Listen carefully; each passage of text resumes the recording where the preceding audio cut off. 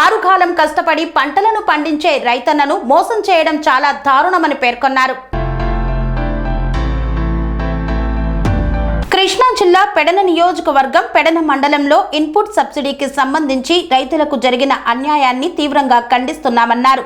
గత సంవత్సరం డిసెంబర్లో సంభవించిన మీచాక్ తుఫాను వల్ల నష్టపోయిన రైతులకు పెట్టుబడి రాయితీ, ప్రభుత్వం నుండి రావాల్సిన డబ్బులను స్థానిక వ్యవసాయ అధికారులు మరియు ప్రైవేట్ వ్యక్తులు కలిసి భారీ కుంభకోణం చేశారని రైతులు ఆవేదన చెందుతున్నారు. ఆరుగాలం కష్టపడి ఎన్నో ఒడిదుడుకులను ఎదుర్కొంటూ ప్రకృతి విపత్తులను కూడా లెక్క చేయకుండా వ్యవసాయం చేస్తున్న రైతులను మోసం చేయడం దారుణమన్నారు.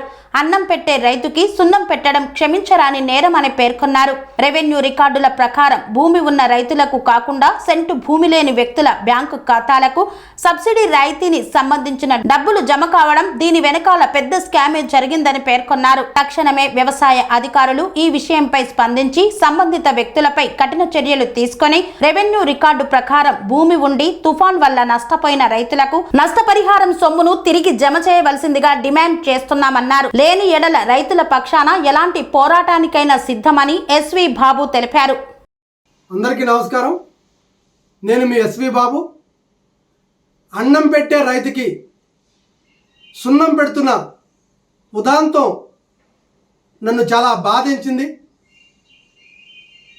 పెడన నియోజకవర్గం పెడన మండలంలో రైతులను దగా చేస్తున్న ఉదాంతాన్ని చూసి నేను చాలా ఆశ్చర్యపోయాను.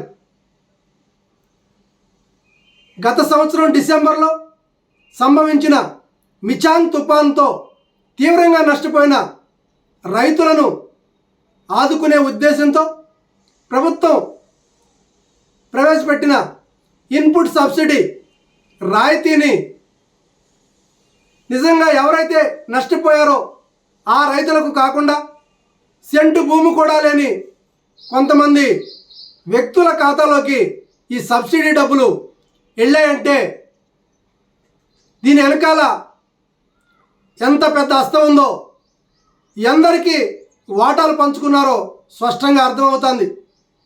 రైతు ఎన్నో శ్రమలకు వచ్చి ఎన్నో కష్టనిష్టాలను ఎదుర్కొని ప్రకృతిలో ఉన్న అనేక ఒడిదుడుకులను ఎదుర్కొంటూ వ్యవసాయం చేస్తుంటాడు. ఈరోజు వ్యవసాయం చేయడం అంటే కత్తి మీద సామైపోయింది. వ్యవసాయం ఒక జోదోలా తయారైంది. ఎప్పుడు ప్రకృతి విపత్తులు వస్తాయో, ఎలాంటి నష్టం జరుగుతుందో అర్థం కాని పరిస్థితులు ఏర్పడినాయి. అయినా కానీ రైతు ఎక్కడా వెనకడుగు వేయకోకుండా తాను నష్టపోయినప్పటికీ తాను కష్టపడి పండించి నలుగురికి భోజనం పెట్టాలి, నలుగురికి అన్నం పెట్టాలని రైతు ఎప్పుడు తాతగలాడుతుంటాడు. అన్నం పెట్టే రైతుకి సున్నం పడుతున్న ప్రభుత్వాలను ఏమనాలి? ఇవాళ ఏదైతే రైతులు నష్టపోయారో రైతులందరినీ ఆదుకోవాలి.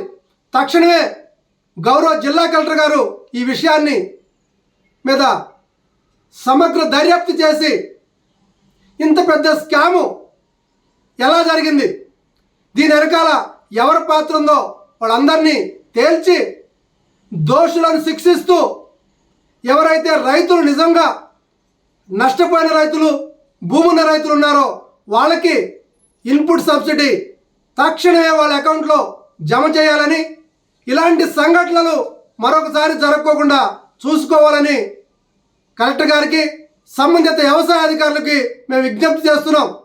లేని పక్షాన రైతుల పక్షపాతంలో రైతుల వెనకాల మేము నిలబడి ఎలాంటి పోరాటానికైనా సిద్ధం. రైతులను మోసం చేస్తున్న మోసగాళ్లను తక్షణమే అరికట్టాలి, శిక్షించాలని ఈ సందర్భంగా తెలియజేస్తూ, రైతు బాగుండాలంటే మనందరం రైతుకి చేదోడు వాదోడుగా నిలవాలని సందర్భంగా తెలియజేస్తున్నాను. జై భారత్, జై హింద్.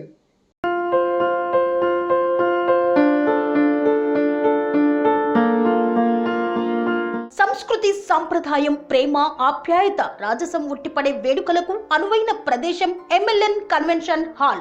కని విని ఎరుగని రీతిలో జరిగే మీ ఇంటి కళ్యాణ వైభోగానికి అందమైన కళ్యాణ వేదిక MLN convention hall.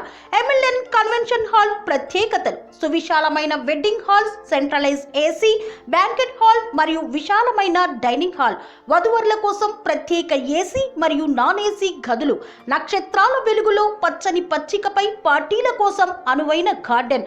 MLN convention లో CCTV పర్యవేక్షణతో పూర్తి భద్రత. ఎక్స్పీరియన్స్ అండ్ ప్రొఫెషనల్ వర్కర్స్ గల అన్నపూర్ణ గ్రూప్ వారి సేవలు.